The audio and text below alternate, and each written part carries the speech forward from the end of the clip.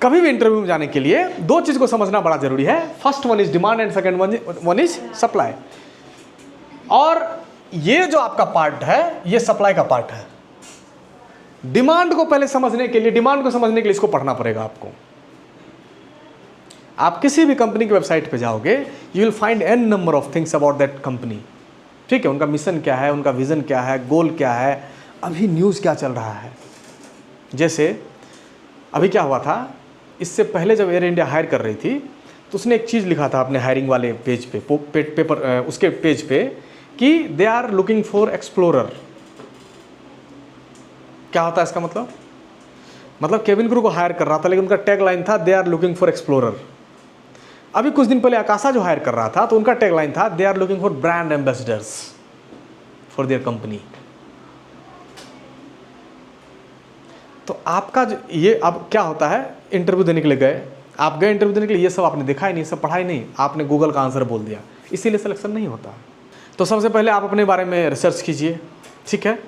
उसके बाद कंपनी के बारे में रिसर्च कीजिए। पूरा उसका जो अपना पेज है, आपका मतलब वेबसाइट है, उसका सारा पेपर निकालिए, आप उसको पढ़ना शुरू कीजिए।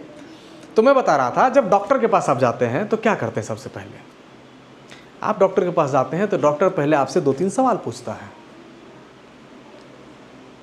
उसके बाद क्या करता है डॉक्टर, उसको अगर नहीं समझ में आता कि प्रॉब्लम क्या है तो फिर टेस्ट लिखता है। टेस्ट जब आप लेके आते हो, उसके बाद टेस्ट का रिपोर्ट देखने के बाद वो तय करता है कि आपको क्या इशू है। और आप इंटरव्यू में क्या करते हो, सवाल पूछा, सीधे आंसर बकना शुरू कर दिए। और आपका आंसर सेम इसीलिए हो जाता है क्योंकि आपने गूगल से लिया है।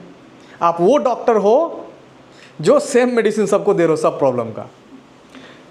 बात समझ रहे हो?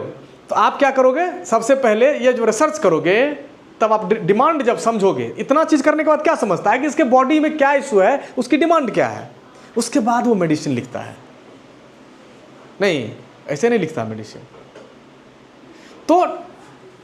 तो कंपनी के जब इस चीज़ को समझ जाओगे, आप उनकी रिक्वायरमेंट को समझ जाओगे, उसके बाद जब अपना आंसर आप खुद लिखोगे तो वो उसके लिए यूनिक होगा, इंटरव्यूअर के लिए। क्या था, आपने देखा होगा 2000-3000 लोग जाते हैं इंटरव्यू देने के लिए, सेलेक्ट कितने होते हैं, 2, 3, 5। अच्छा, उसकी रिक्वायरमेंट अगर नहीं थी तो फिर अगले सप्ताह क्यों इंटरव्यू कर रहा था? अगर 2 ही 3 लोग उसको सेलेक्ट करना था तो फिर 10 लाख रुपया लगा के कोलकाता क्यों गया, वो वहां पे क्यों इंटरव्यू किया? इसका मतलब यह है कि उस 2-3 हजार लोगों में से 5 ही काबिल लोग मिले उसको। नहीं, ऐसा नहीं है कि तुम रिजेक्ट कर दिया गया तुमको, तुम रिजेक्ट होने के लायक थे इसीलिए रिजेक्ट किया गया तुमको। तो आप देखो, अगले 1 महीने का रोस्टर आ गया है इंडिगो का, इंटरव्यू का आ गया है ना, अगले 1 महीने का आ गया है। तो 1 महीने का रोस्टर क्यों पहले से तय हो गया? क्योंकि उन्होंने पकड़ लिया है पिछले 15-16 साल में कि हमको क्वालिटी लेना है, क्वालिटी इतने लोग में से इतने ही मिलेंगे, ठीक है। तो उन्होंने 1 महीने का अपना रोस्टर निकाला हुआ। तो उनको शौक थोड़ी है, अगर उनका रिक्वायरमेंट 1 दिन में पूरा हो जाए तो क्यों करेगा बार बार इंटरव्यू? वो नहीं करेगा ना, मतलब रिक्वायरमेंट पूरा नहीं हो रहा, मतलब इशू जो है ना, इशू रिक्वायरमेंट के पास है। उनकी जो रिक्वायरमेंट है, जो मतलब रॉ मटेरियल उनके पास आ रहा है, वहाँ पे इशू है, उनको तो चाहिए ही लोग। नहीं, तो ये मेंटलिटी आप, तो इस पे 2 तरह की सोच बनती है। एक स्टूडेंट जो फेलियर टाइप का इंसान होगा, जो फेलियर दिमाग का इंसान होगा, वो बोलेगा सर सेलेक्ट ही नहीं कर रहा है। और जो सक्सेसफुल टाइप का इंसान होता है माइंड से, वो जो बड़ा कुछ कर सकता है, उसका जो माइंड सेट होगा, वो कहेगा नहीं मेरे में ये वाला इशू था, इसीलिए मेरा इस बार नहीं हुआ, असर अगली बार हो जाएगा पक्का, हम अगली बार ये दूर करके जाएंगे।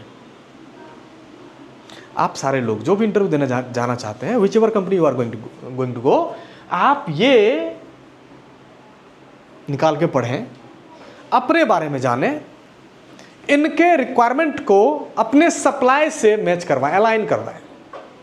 Why should I hire you, this is a very simple question.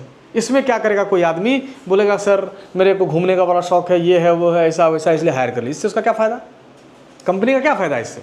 While I was going through your website, तो मैंने पाया कि कंपनी का विजन और मिशन ये है, और सर मेरे पास ये क्वालिटी है जिससे आपके विजन और मिशन को कंप्लीट करने में मदद कर सकते हैं, हम इस तरह से कंपनी में कंट्रीब्यूट कर सकते हैं। उसको क्यों नहीं सेलेक्ट करेगा, मुझे ये बताओ आप। कुछ लोग बोलेंगे कि हम तो हमारा फेस शक्ल अच्छा नहीं है, ठीक है, हम सुंदर नहीं दिखते इसलिए सेलेक्ट। क्या करेगा तुम्हारा सुंदरता का वो? They are looking for someone who can be accountable for the job जो वो दे रहे हैं। ठीक है, उससे कोई लेना देना नहीं है कि आप कैसे दिखते हो, क्या दिखते हो, काले दिखते हो, गोरे दिखते हो, कैसे दिखते हो, उससे कोई लेना देना नहीं है। बहुत लोगों को कन्फ्यूजन रहता है ये, और वो इसको अपना कारण भी बना देते हैं इंटरव्यू खत्म होने के बाद जब वो सिलेक्ट नहीं होते हैं तो। सर हमको लगा ना ये इशू था। अरे ये इशू वहाँ पे था, आप उनके रिक्वायरमेंट को अपने क्वालिटी से अलाइन ही नहीं करा पाए आप। तो मिलेनियम एविएशन एकेडमी में खास बात यही है, और आपसे हम ये कहना चाहेंगे, जब आप मिलेनियम से हो और आप इंटरव्यू देना जाना चाहते हो, ये वाला डिफरेंस ज़रूर पैदा करो वहाँ जाके।